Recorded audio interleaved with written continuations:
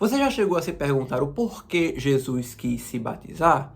Ou mesmo sobre o próprio sentido do batismo? Se ele estava contido no Antigo Testamento, qual era o seu sentido desde lá e qual é o seu sentido na atual era cristã que nós vivemos?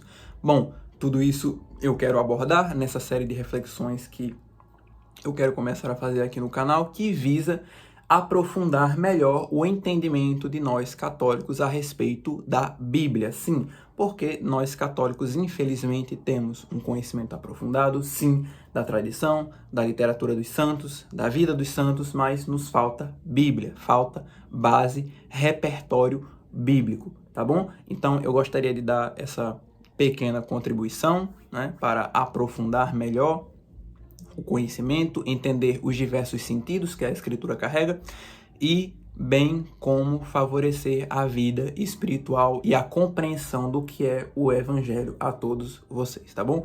Essa é a minha intenção aqui com essa série de vídeos. E nós vamos embasar essas reflexões no livro Jesus de Nazaré, de Bento XVI, que eu indiquei alguns vídeos atrás, e eu vou praticamente debulhar esse livro. Eu vou pegar cada capítulo e transformar num vídeo. Então, sim, se você está com preguiça de ler o livro, vai ter essa série de vídeos para orientar melhor você. Eu vou pegar literalmente quase todo o conteúdo do livro e vou colocar aqui no canal, tá bom? Então, esse é o serviço que eu desejo prestar. E nós vamos começar essa reflexão bíblica, essa série de reflexões bíblicas, a partir do coração da Bíblia, que é o Evangelho. Porque, como diz São João da Cruz, toda a Bíblia proclama, senão um único verbo de Deus, que é o próprio Jesus Cristo. Absolutamente tudo na Bíblia, absolutamente tudo na Bíblia fala sobre Jesus. Tudo na Bíblia, até no Antigo Testamento, fala a respeito da vida de Cristo, até mesmo quando ele ainda não existia. Fala como forma de prefiguração. E o que é uma prefiguração? Uma prefiguração é um acontecimento que só pode ser interpretado com a chave de leitura de outro acontecimento. Então, nós interpretamos o Antigo Testamento à luz do Novo, o que torna o Antigo uma prefiguração do Novo. Entendem? Então, bom, vamos começar essa série de reflexões a partir da vida de Jesus e mais especificamente a partir do batismo, tá bom? Então, começando com o Evangelho de São Lucas especificamente, é nesse evangelho que eu quero me deter. Vamos fazer menções a outros evangelhos, tá? Mas, basicamente, vamos começar aqui. Lucas começa narrando o aparecimento de São João Batista no 15º ano do imperador Tibério César. Ele detalha quais os monarcas que reinavam na Judéia, enfim, naquela região da Galileia. Detalha também quem estava no ofício sacerdotal naquela época, que era Anás e Caifás, o ofício de sumos sacerdotes.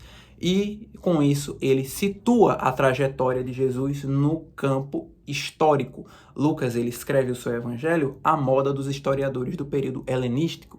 Então, ele não quer colocar Jesus simplesmente apenas no horizonte da história da salvação, como faz São Mateus, ou simplesmente fazer uma pregação rústica a modo de São Marcos, ou detalhar uma mensagem espiritual como São João. Não, ele quer colocar Jesus no ponto de vista histórico, tá? Ele desloca Jesus do campo mítico, ou seja, de um acontecimento de um tempo indeterminado, da pura literatura, e traz para o campo concreto. Isso é muito importante porque nos ajuda a entender que o Jesus da fé é o Jesus da história, porque o cristão crê num acontecimento histórico. Ele não crê numa construção cultural posterior, ele não crê apenas numa doutrina moral que veio a partir de um homem iluminado, ele não crê num projeto político, não. Ele crê num acontecimento histórico que é a visita de Deus para os homens. Então, ele desloca esse campo, tá? E com isso, é bem interessante já aqui encontrarmos a nossa primeira reflexão, porque o fato de Lucas situar a trajetória de Jesus no 15º ano de Tibério César, o batismo de Jesus, mais ou menos por volta dessa época, é muito interessante porque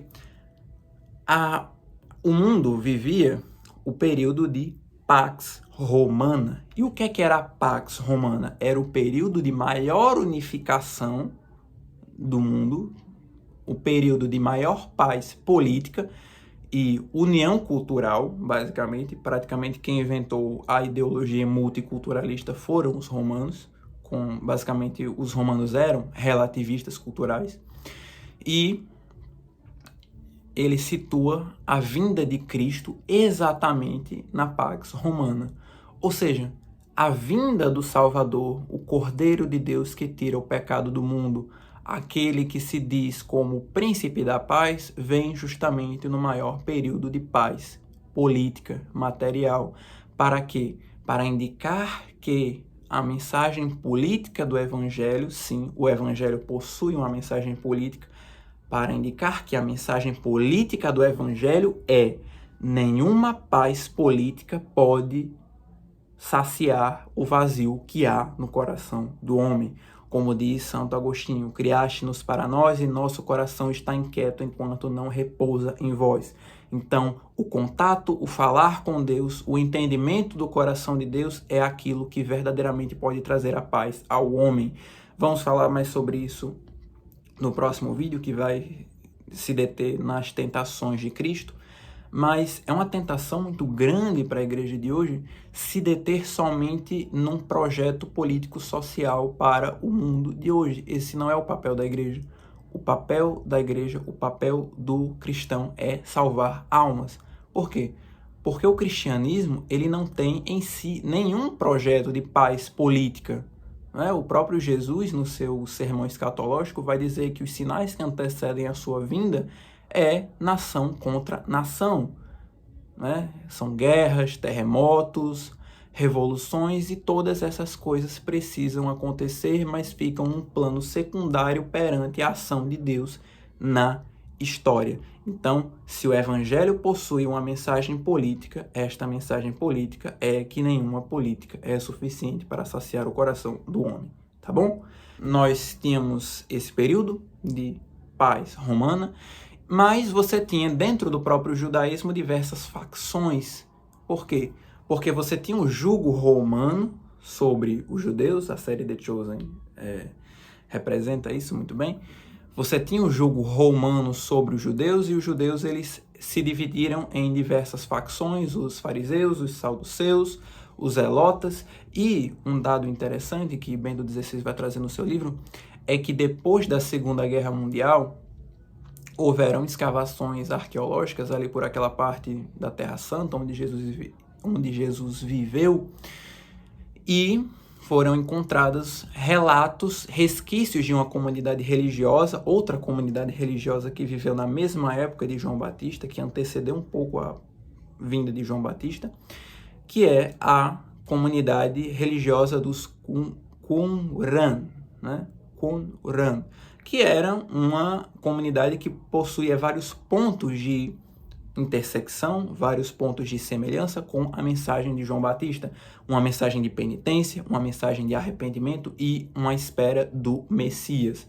É uma tradição, podemos dizer assim, que pode ser embasada nessas escavações arqueológicas, mas existe outra tradição religiosa por trás da criação de João Batista, que pode ser encontrada no livro da Vida da Virgem, de São Máximo Confessor, onde São Máximo Confessor, um padre da Igreja Oriental, relata que São João Batista foi uma das vítimas do massacre dos inocentes, do rei Herodes, e que por causa disso seu pai Zacarias morreu tentando protegê-lo, e sua mãe Isabel também, e ele teve que fugir para o deserto, e sua formação religiosa se deu de maneira mística, de maneira sobrenatural, ou seja, os próprios anjos, segundo São Máximo Confessor relata, que formaram São João Batista. Bom, isso não interessa muito, a princípio não interessa tanto, a formação religiosa de São João Batista. O fato era de que São João Batista aparece nesse período de Pax Romana, nesse período de intensa tensão entre as diversas facções do judaísmo da época, e ele surge no deserto, atraindo para si multidões. Multidões, aqui o evangelho vai detalhar que são multidões do povo de Israel, não são multidões de pagãos, pelo menos ainda não. Então, ele vai incentivar um batismo. Atenção, não estamos falando ainda de um batismo sacramental, estamos falando de um batismo simbólico que inclui a confissão dos seus pecados. E de onde é que vem essa prática de confissão? Bom, o próprio judaísmo tinha práticas de confissão de pecados, mais exclusivamente a prática da confissão dos pecados de maneira individualizada. Então o judeu ele ia lá e confessava a Deus: eu fiz isso e tal. Basicamente isso. Esse tipo de confissão acompanhava o ato do batismo. Agora surge um dado muito interessante, porque nesse meio, nesse contexto, é que surge Jesus Cristo pedindo para se batizar. Outra coisa que nós podemos mencionar é aquilo que São João Batista fala de Cristo após o seu batismo. Eis o Cordeiro de Deus que tira o pecado do mundo.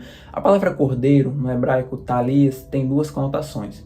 Ela pode significar tanto criança quanto servo. Se explorarmos a primeira conotação para uma reflexão, nós podemos entender assim: Cristo como aquele que é a criança por excelência, aquele que é o Filho de Deus, aquele que vem restituir a inocência que o ser humano perdeu no paraíso, aquela pureza original necessária para ver a Deus e que vai nos ensinar a, como dizia Santa Teresinha do Menino Jesus, a pequena via.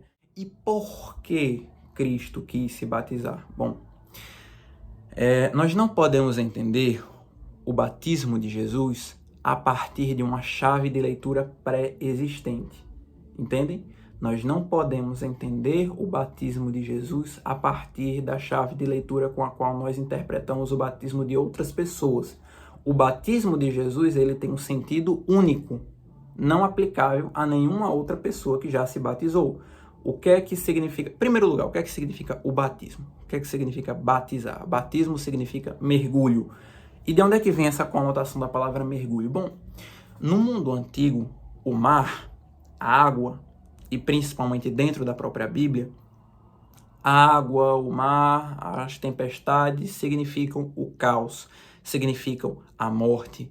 Então, quando o Gênesis vai dizer o Espírito de Deus pairava sobre as águas, significa que a ordem, a palavra de Deus, o Espírito de Deus pairava sobre o caos.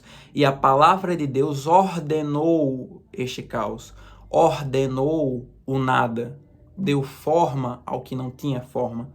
Entendem? É uma maneira metafórica, vamos dizer assim, de narrar a criação.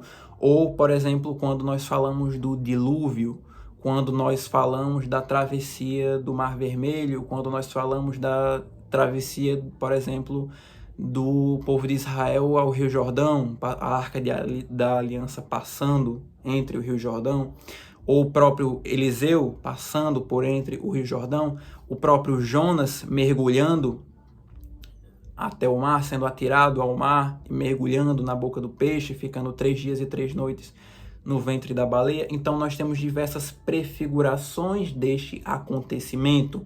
Então o batismo de Jesus significa o Cristo que vem já desde sua missão, desde o início da sua missão, fazer uma síntese simbólica daquilo que ele veio fazer.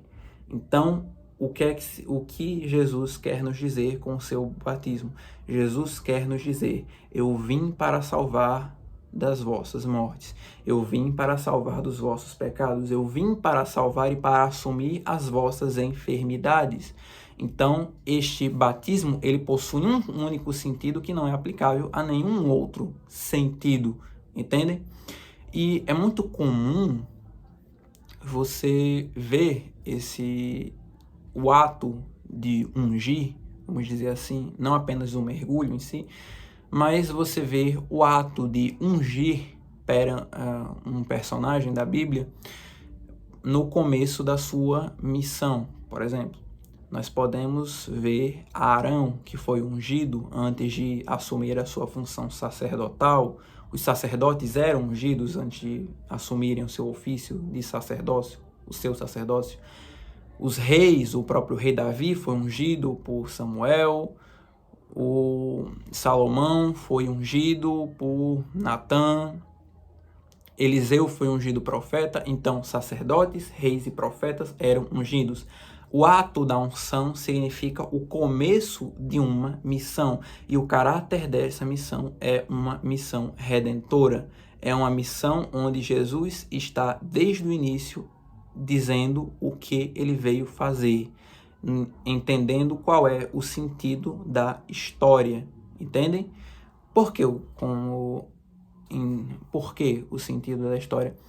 Porque o próprio Cristo está não apenas descendo à mansão dos mortos na sua paixão, no Sábado Santo, ele não desce à mansão dos mortos somente nessa parte, nesse estágio da narrativa. Ele desce à mansão dos mortos em toda a sua missão. É literalmente a síntese simbólica, vou usar pela terceira vez essa linguagem, é literalmente o resumo daquilo que ele veio fazer, tá bom? Então, basicamente o vídeo já está ficando bem longo, era isso que eu queria trazer, era isso que eu queria colocar aqui. Confesso até que eu estou um pouco sem voz depois de ter narrado tudo isso, mas espero sinceramente que vocês tenham aprendido, espero sinceramente que vocês consigam refletir tanto sobre qual é a verdadeira mensagem política do Evangelho. A política não é capaz de saciar o coração do homem, e de que Jesus veio para assumir as nossas mortes e mostrar qual é o real sentido da história, que é a vinda dele. Tudo foi feito nele e para ele, tá bom? Então é basicamente isso. Se você gostou, peço, por favor, deixe seu like, inscreva-se, ajuda muito, comente o que você achou. É bem importante o comentário, porque até na hora de produzir o conteúdo a gente tem um feedback, a gente sabe o que é que está funcionando, o que é que não está funcionando. E é isso. Ative o sininho também e Deus vos abençoe.